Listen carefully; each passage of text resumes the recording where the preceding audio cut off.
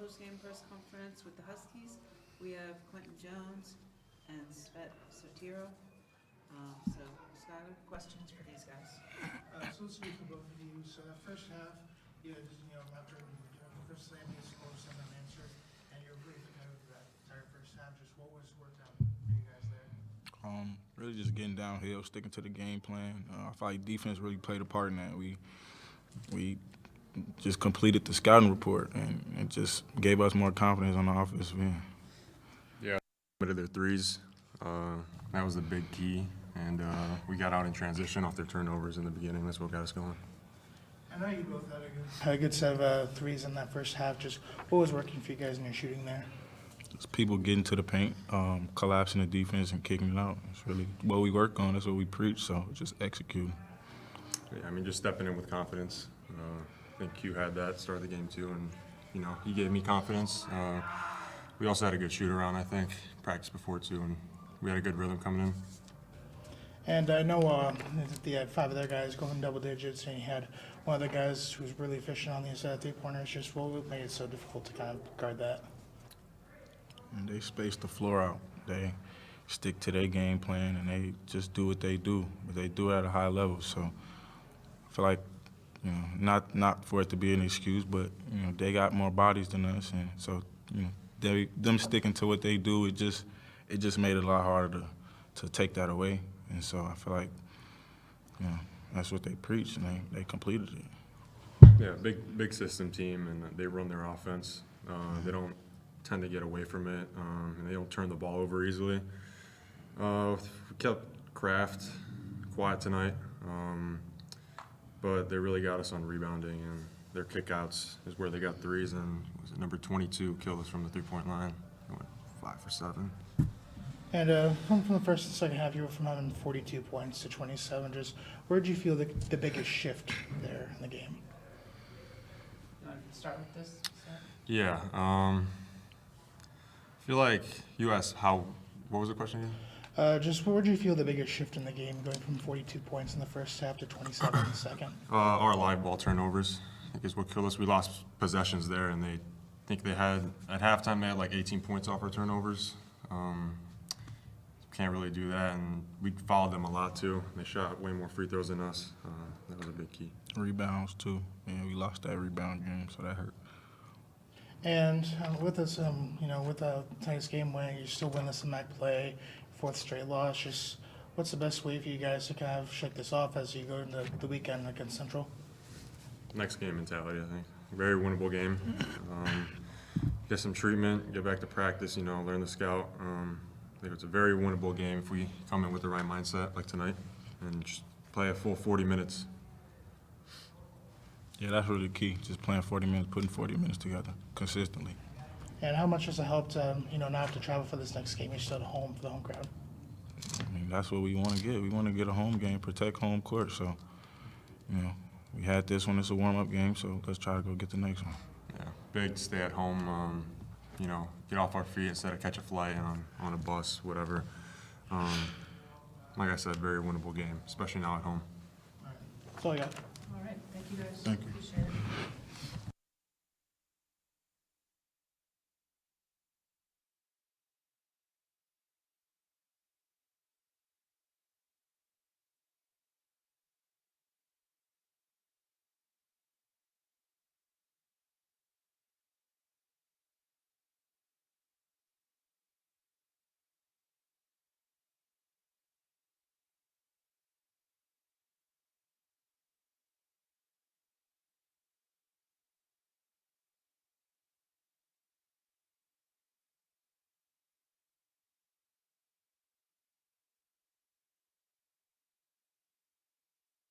But he held toe to toe and went 13-6 tonight. Yeah, I mean, he's only going to get better. I mean, he's still battling.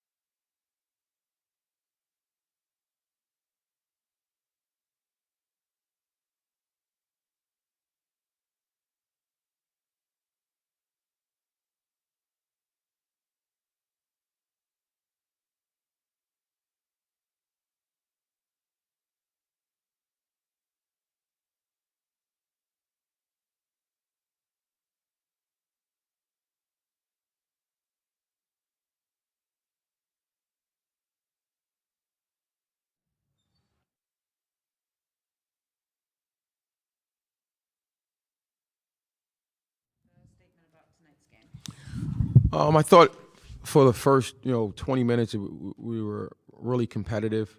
I thought the game plan was followed. Obviously they have a top 3 scorer in the kid Kraft, and I don't think he got a shot off until like the last 90 seconds. So I thought we did a good job. We ran out of gas. We have multiple guys hurt. We got guys playing 40 minutes, high 30s. And so I thought their depth wore us down in the second half. It really got into our legs, and our inability to make shots against their 2 defense was predicated on guys playing heavy minutes. So we got to get healthy. But we, like I said, I was pleased with the effort by the 7 or 8 guys that played tonight. Coach, I know you guys. I know the other team had quite a few free throws tonight. I know 22 in particular was particularly impactful. Just what made it so hard to guard those guys on you guys' end? I'm sorry, you said a couple. The 3-pointers for the other team, especially 22. Yeah, he was and he's similar to T for us. Like he's a matchup nightmare because he can pick and pop, and some of his points is not accurately shown. Some of his points came in transition. And so in transition, you'll lose a guy who's 6'8" because he's trailing the play. Your natural reaction is to protect the paint, and he got loose in the first half, about 3 or 4 threes. We had to do a better job of matching up with him coming out of transition because that's when he was doing his damage to us. And and I know you guys mentioned you're feeling pretty gassed around that midway point. Where else did you feel any big shift in kind of momentum for that game? Well, I thought they made plays, and I thought the game shift when we had point-blank layups that we didn't convert. We had layups at the rim where I think Ethan missed one, T got 2 shots, altered, 1 blocked. I think Karan McPherson missed the layup. And so when you are, undermanned, like you have to convert those plays. Those are momentum shifts. Those can be, I think one was a 5-point swing. We miss a 2, they come down and bang a 3. So now instead of being down 4, we're down 7. Right, and so like we have to minimize those situations, especially when you're playing the right way. Right, you got to be able to finish at the rim. I thought the foul discrepancy was also a bit mind-boggling because Karan gets an offensive rebound. It happened to us the previous game where one of our guys doesn't go vertical. They don't call over the back. Their guy don't go vertical. We get a 2-point play where he scores, they take that 2 away, and then they give him a foul, and then I think they go down and shoot free throws. So like plays like that, are momentum killers because when you're down, you gotta be able to capitalize. And I thought we got a second bite at the apple on the missed shot, and he went vertical. The guy doesn't go vertical; it doesn't even jump, and they take 2 points off the board for us. Gotcha.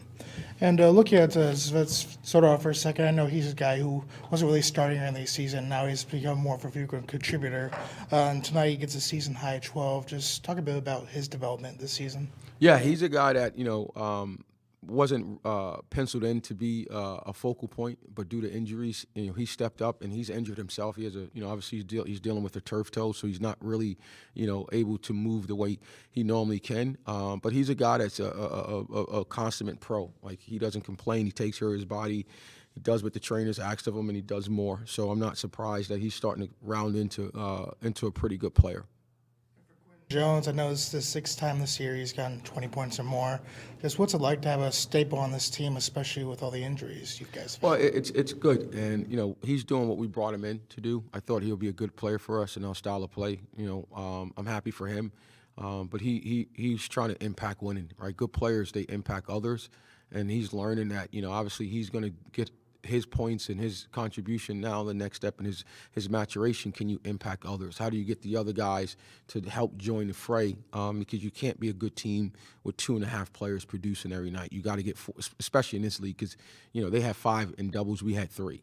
Right, that can be the difference between wins and losses. So, but he's a guy that is going to be a really good player, and he's figuring out how to impact others and try to bring the others along to the party where they can contribute and help us win games. I know these kind of injuries you guys have been battling. Are you guys kind of expecting anyone to get back soon, or to get a bit healthier? I mean, it's honestly, it's.